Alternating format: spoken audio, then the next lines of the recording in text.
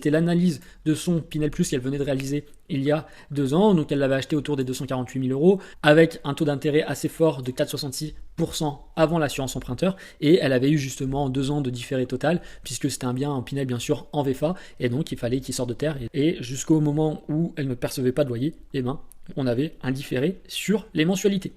Et maintenant qu'elle peut louer le bien, on a pu voir justement avec ces documents qu'elle allait le louer 644 euros par mois. Quand on enlève environ 25% de charges, ça lui faisait un loyer net de 483 euros.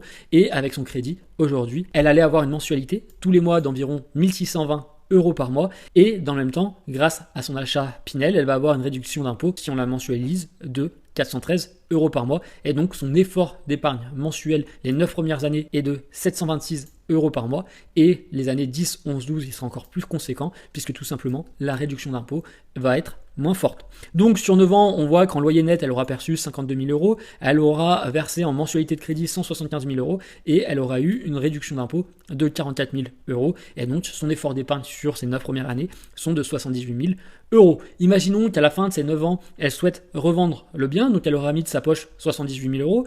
Comme elle a commencé à rembourser les mensualités du crédit, elle aura commencé à amortir du capital. Et donc si elle revend le bien, elle va devoir rembourser le crédit. Et donc le capital restant dû est de 196 000 euros, c'est ce qu'elle va devoir redonner à la banque. Et si elle arrive à revendre le bien sans avoir une moins-value ou une plus-value, donc revendre le bien au même prix, 252 000 euros, on voit qu'elle aura une perte de 22 000 euros. Et en plus de ça, souvent dans les Pinel, malheureusement, on va peut-être revendre avec une moins-value parce que tout simplement, souvent, on a des fois 50 appartements qui sortent de terre et justement, les investisseurs veulent tous les revendre au même moment, que ça soit après 9 ans, après 12 ans. Et on voit par exemple que si elle attendait 3 ans de plus, on voit qu'elle a amorti un peu plus de capital, mais elle a mis un peu plus aussi d'argent de sa poche.